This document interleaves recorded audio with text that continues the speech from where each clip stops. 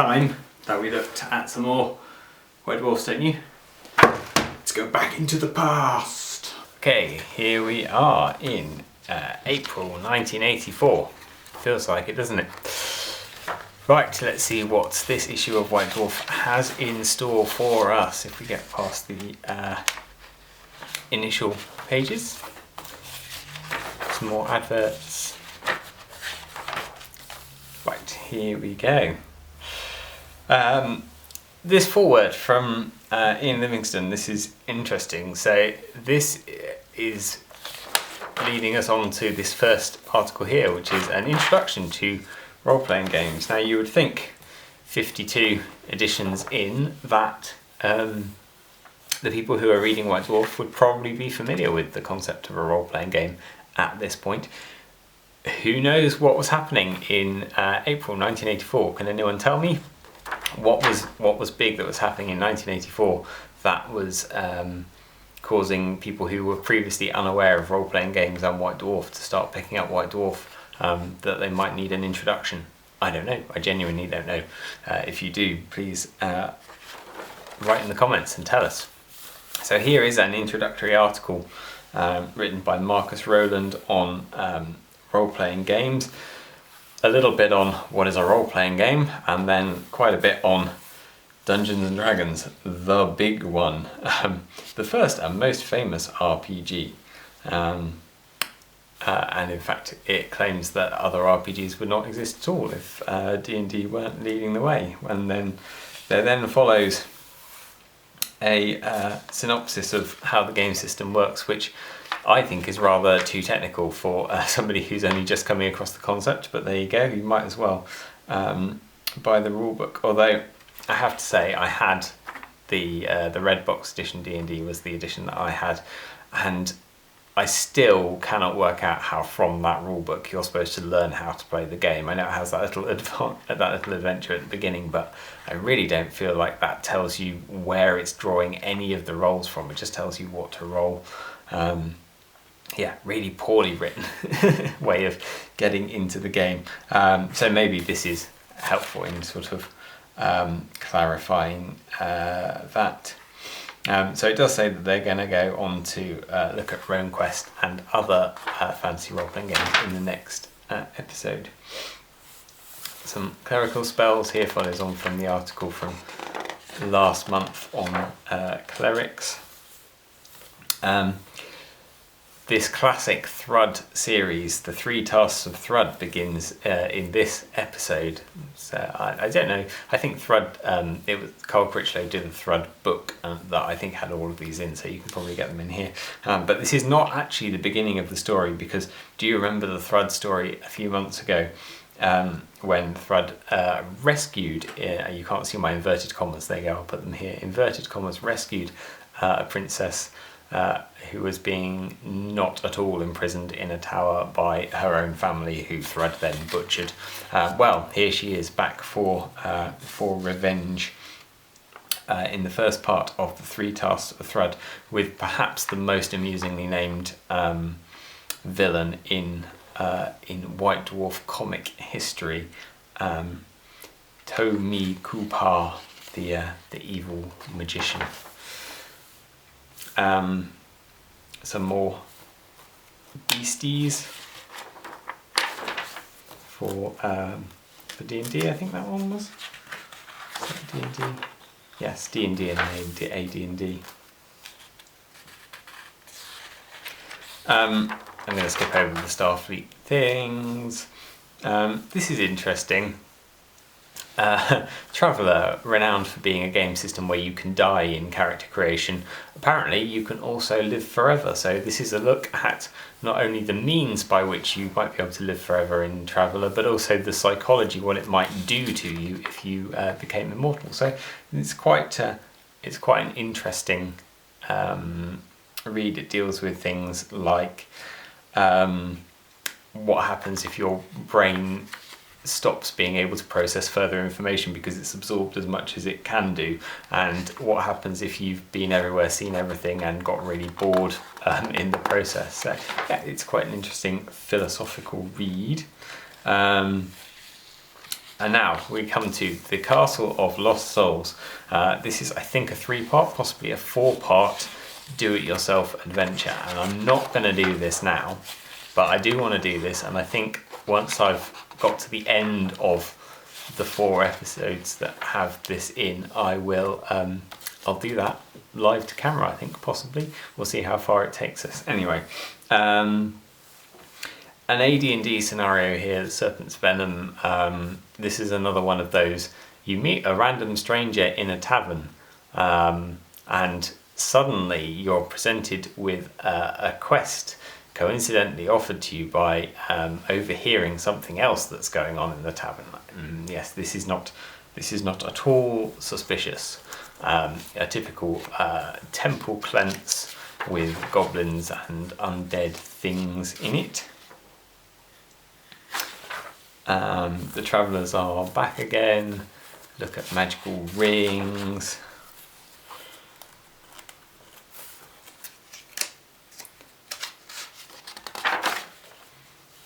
And here we are, some full colour miniature photos, possibly the first full colour miniature photos to appear in White Dwarf. This is a series called Tabletop Heroes, looking at some of the miniatures that are around and ways of painting them. So this is possibly the beginning of a step towards Games Workshop being a miniatures focused magazine, but and none of this will be new to anyone who's ever painted any miniatures ever, but it was a first for its time, and it's still an interesting read. This is Joe Deaver and Gary Chalk talking about this. Joe Deaver, you may know if you've seen some of his collection, was not the best painter in the world. He very much painted for tabletop standard, and I don't believe that these figures on this side are actually from his collection or painted by him. Gary Chalk, on the other hand, not only an excellent painter of paintings, artwork, but also quite a no mean figure painter. Yeah, so there you go, there's some coloured adverts. And we seem to be back out again. Now there was something, maybe I've gone past it, I remembered a particular review that was in this. Ah yes, here we are, I skipped past open box. Look, Talisman. There we go. I believe this is the first edition of Talisman. I had the 3rd edition of Talisman. I like this review down the bottom here where it says, Talisman is not a bad game. If it was shorter, it would make an enjoyable family game. Yes.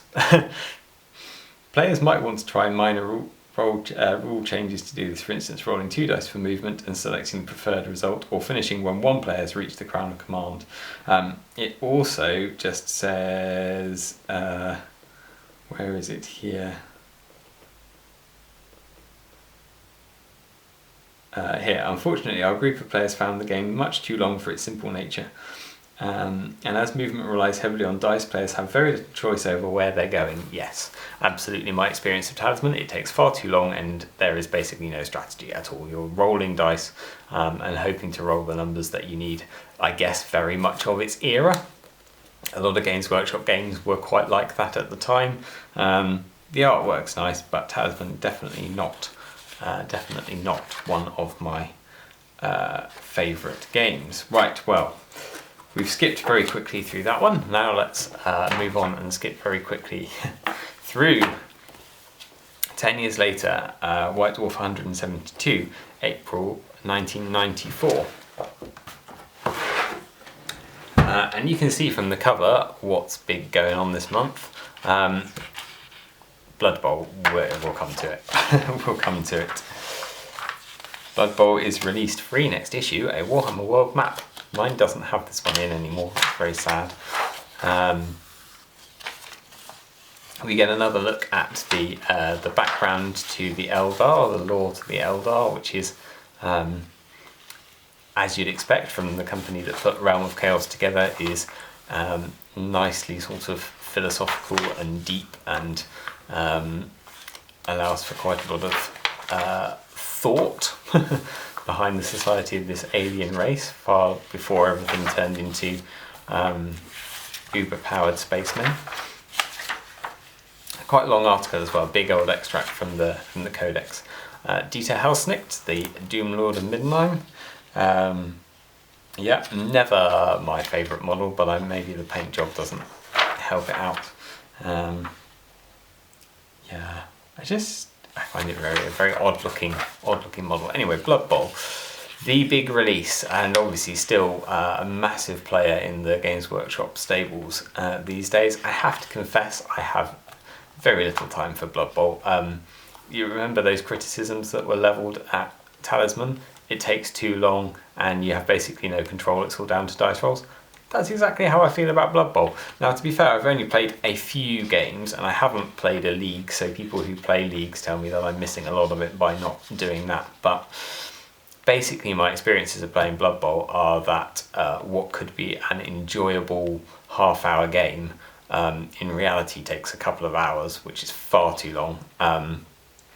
And really comes down to whether you can roll well or not. So if you've got an army like, or a team like Orcs, who can basically shoulder barge their way through everything really easily, you come out on top. If you've got a team that theoretically has an advantage of speed, like Elves, the reality is that they just get pummeled all the time and don't get anywhere. So maybe I'm wrong, maybe people will tell me otherwise, I'm sure people will tell me otherwise, but I find Blood Bowl a really boring game. There we go, I said it, really boring. Now, Savage Orcs. I have a particular fondness for this model here because this was the first ever blister packed Citadel miniature that I ever bought from my local toy shop. Probably not so far off this time when they were actually released, actually. Maybe might have been a year or so later, but probably not, probably about on when it was released. I think it was $2.99. I think I paid for the Boar Boy, and I used to play with him as an Orc boss in my Hero Quest games, with rules that he could only move down double width corridors, I think, and in rooms because of the size of his boar, or he'd get stuck in the corridor, something like that. I can't remember anyway. But yes, he used to be a boss in my Hero Quest games.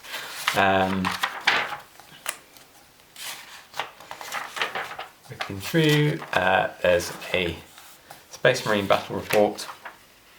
In fact, this is not a battle report, I'm sorry. This is a set of Space Marine scenarios. There you go. Again, another game that I'm not big on. Clued up on. Q&A for Man of War there.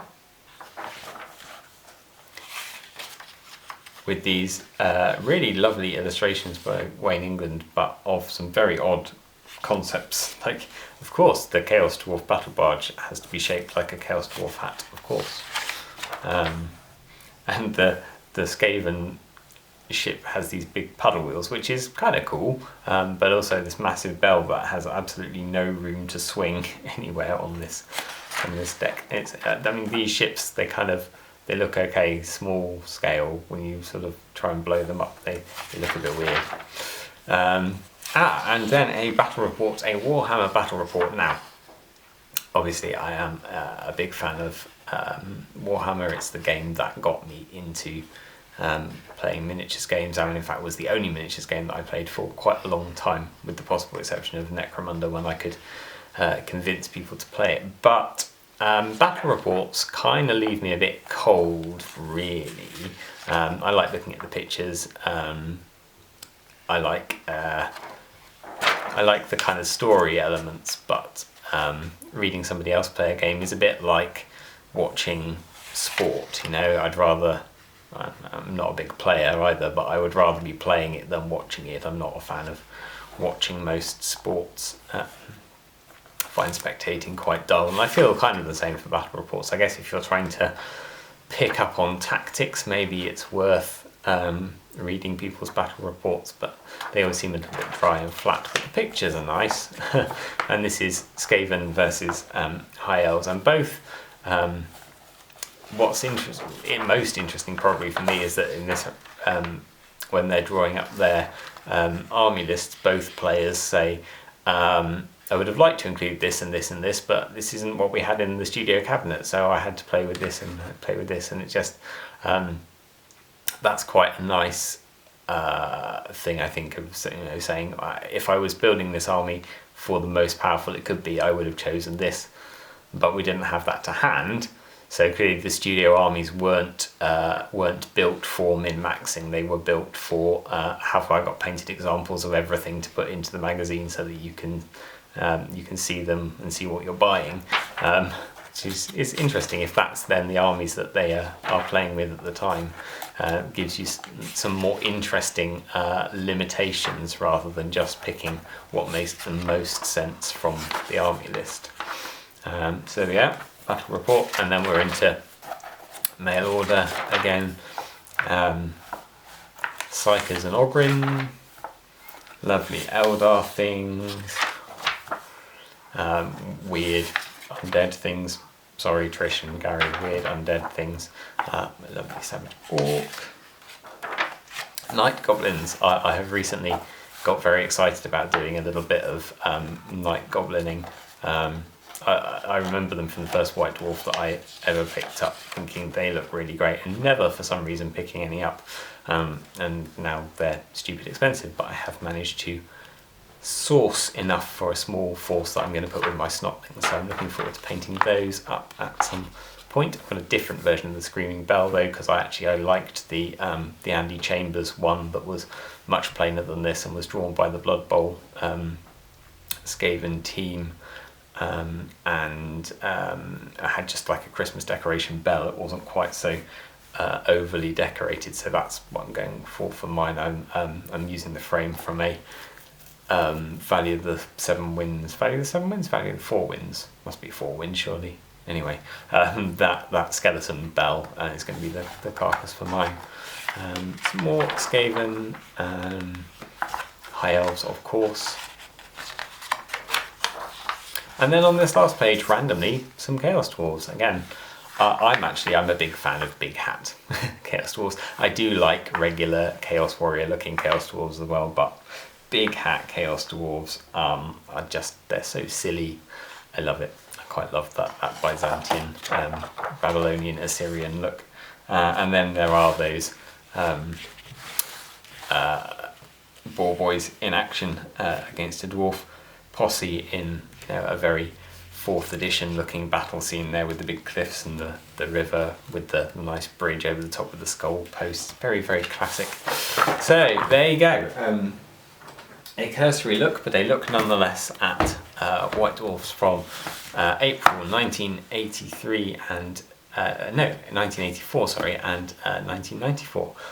So join me again for the next one next month, when actually we're going to be doing it hopefully a little bit differently, because some of the models that are in that White Dwarf I might have with me in person, which will be very exciting. So we'll take a look at how they compare with the photography in White Dwarf, and don't miss that one. I will see you next month for that, and I will see you next week for something completely different. Take care.